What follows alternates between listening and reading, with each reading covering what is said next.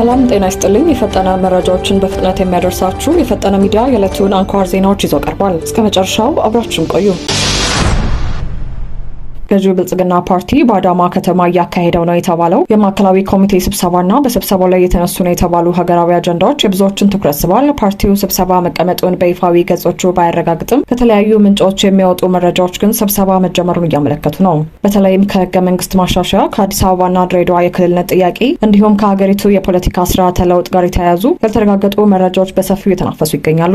ከተለያዩ የውስጥ ምንጮች የወጡ መረጃዎች እንደሚያመለክቱት የገዢው ፓርቲ ከፍተኛ አመራሮች ከሰሞኑ አዳማ ከተማ ለሚስጥራዊ ስብሰባ ተቀምጠዋል። ምንም እንኳን ፓርቲው እስካሁን ድረስ ስለ ስብሰባው አጀንዳም ሆነ መካሄድ በይፋ የሰጠው መግለጫ ባይኖርም ስብሰባው ግን እየተካሄደ መሆኑን የሚዲያ ዘገቦች እየገለጹ ነው። ከዚህ ስብሰባ በስተጀርባ እየወጡ ያሉ ከፍተኛ መነጋገሪያ የሆኑ ጉዳዮች ግን ሀገሪቱን ወደ አዲስ ምዕራፍ ሊያሻግሩ የሚችሉ ትላልቅ አጀንዳዎች መሆናቸው ተሰምቷል። ያልተረጋገጡ ምንጮችን ጠቅሰው የሚወጡ ዘገቦች እንደሚያሳዩት በስብሰባው ላይ ትኩረት ከተሰጣቸው ጉዳዮች መካከል የፌዴራል ህገ መንግስትን ማሻሻል የሚለው ይገኝበታል። ከዚህ ጋርም ተያይዞ ሀገሪቱ አሁን ከምትከተለው የፓርላማ ስርዓት ወደ ፕሬዝዳንታዊ ስርዓት እንድትሸጋገር ውሳኔ መታለፉ እየተነገረ ነው። ይህ ለውጥ ተግባራዊ ከሆነ በሀገሪቱ የስልጣን መዋቅርና የአመራር ሂደት ላይ መሰረታዊ ለውጥ እንዲያመጣ ይጠበቃል። ሌላው ግን የብዙዎችን ቀልብ የሳበው አጀንዳ የአዲስ አበባና የድሬዳዋ ከተማ አስተዳደሮች የወደፊት ዕጣ ፈንታ ነው። እስካሁን ባለው መዋቅር ከተሞቹ ራሳቸውን የቻሉ አስተዳደሮች ቢሆኑም አሁን ላይ የወጡ ያሉ መረጃዎች ግን ከተሞቹን ሙሉ በሙሉ ወደ ክልልነት ለማደግ መወሰኑን ያመለክታሉ።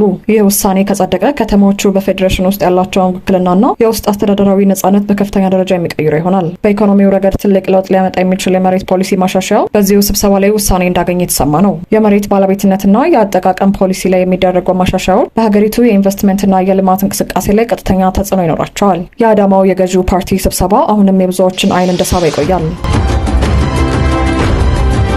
ወደ ሌላው የዕለቱ አሳሳቢ መረጃ ስንሻገር ደግሞ በትግራይ ክልል በተለያዩ አካባቢዎች የተፈጸሙ ነው የተባለው የኃይል አፈሳ ማህበረሰቡን ለከፍተኛ ስጋት ዳርጓል። በትግራይ ክልል መቀለ ከተማና በተለያዩ ዞኖች በሚገኙ የእምነት ተቋማት፣ የትምህርት ማዕከላት እንዲሁም የወረዳ መዋቅሮች ውስጥ የሚገኙ ሰዎች በታጠቁ ኃይሎች በኃይል ታፍነው የተወሰዱ መሆኑን የሚገልጹ መረጃዎች ወጥተዋል። ይህ ድርጊት በአካባቢው ማህበረሰብ ዘንድ ከፍተኛ ቁጣና ውጥረትን የቀሰቀሰ መሆኑ እየተነገረ ሲሆን ድርጊቱ ፊታቸውን በጭንብል በሸፈኑ የውሃት ታጣቂዎች የተፈጸመ መሆኑን የዓይን እማኞችን ጠቅሰው የወጡ መረጃዎች አመልክተዋል። ትናንትና ምሽት በመቀለ ከተማ ልዩ ስሙ አዲ ሐቂ ተብሎ በሚጠራው አካባቢ በሚገኘው አቡበከር መስጊድ ውስጥ ያገለግል የነበረው ማዲ መሐመድ አብዱልቃድር የሰላት ስግደት አጠናቆ ሲወጣ ታጠቁ ኃይሎች በተባሉ በኃይል ይዘውት መሄዳቸው ተረጋግጧል። ድርጊቱ በእምነት ተቋማት ላይ ብቻ ሳይወሰን በክርስቲያን ማህበረሰቡ ዘንድም በተመሳሳይ መልኩ መፈጸሙ ተሰምቷል። በመቀለ ከተማ ላጫ አካባቢ በሚገኘው ደብረ መዓዛ አቡነ አረጋዊ ገዳም ቤተክርስቲያን ውስጥ ትላንትና በጸሎትና በትምህርት ላይ የነበሩ ከ27 በላይ የቆሎ ተማሪዎች በታጣቂዎች ታፍነው ወደ ወታደራዊ ማሰልጠኛ መወሰዳቸውን የገዳሙ ካህናትና ዲያቆናት በምሬት ገልጸዋል። የዓይን እማኞች እንደሚያመለክቱት ታጣቂዎቹ ፊታቸውን በጭንብል በመሸፈን ወደ ቅዱሱ ስፍራ በድፍረት በመግባት ተማሪዎችን አስገድደው ወስደዋቸዋል። ይህ በእምነት ተቋማት ላይ የተፈጸመ ያለው ድርጊት በተደጋጋሚ እየታየ ቢሆንም በሃይማኖት አባቶች ዘንድ አንዳንዶቹ ድርጊቱን በግልጽና በድፍረት የተቃወሙት ሲሆን ሌሎቹ ግን እስካሁን ዝምታ መምረጣቸው ተነግሯል። ከመቀለ ከተማ በተጨማሪ ይህ ወታደራዊ አፈሳ በትግራይ ማዕከላዊ ዞን እንጥጮ ከተማ አቅራቢያ በምትገኘው መዘብር አንዲበለው በተባለች ከተማ ውስጥ በሚገኝ መስጊድ አካባቢ መፈጸሙ ተሰምቷል። በስፍራው የነበሩ በርካታ የሙስሊም ተማሪዎች በታጣቂዎች ተለቅመው መወሰዳቸውን የደረሰን መረጃ ያመለክታል። የመረጃ ምንጮች አክለው እንዳጋለጡት ነገ በሚኖረው የጁማ ስግደትና ሃይማኖታዊ ስነስርዓት ላይ ቁጥራቸው በርካታ የሆኑ ወጣቶችን ለመያዝ በአካባቢው ልዩ ስምሪት የተሰጠ ሲሆን ታጣቂዎችም ይህንን ግዳጅ ለመፈጸም ቅድመ ዝግጅት እያደረጉ ይገኛሉ። ይህ የአምልኮ ስፍራዎች ላይ እየተደረገ ያለው ጥቃት በመቀለ አዲ ሐቂ መስጊድ ከተፈጸመው ጋር ተመሳሳይነት እንዳለው ታዝቧል። ይህ መጠነ ሰፊ የኃይል አፈሳ በእምነት ተቋማት ላይ ብቻ የተገደበ አይደለም። በአክሱም ከተማ በሚገኙ ኮሌጆችና የዩኒቨርሲቲ መምህራን ላይ ጭምር የእገታ ድርጊቱ እየተፈጸመ መሆኑን የመረጃ ምንጮች ገልጸዋል።